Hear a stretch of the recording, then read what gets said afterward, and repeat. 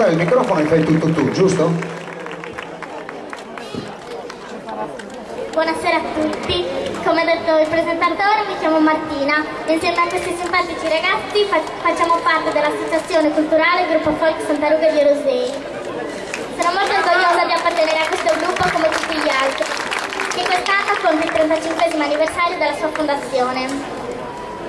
Noi ragazzi nasciamo 4 anni fa, grazie all'impegno di questi simpatici e giovani vecchietti, che dopo tanti anni non si vogliono arrendere e continuano a trasmetterci attraverso il ballo sardo la cultura, la tradizione e il sano divertimento trasmesso dai nostri avi.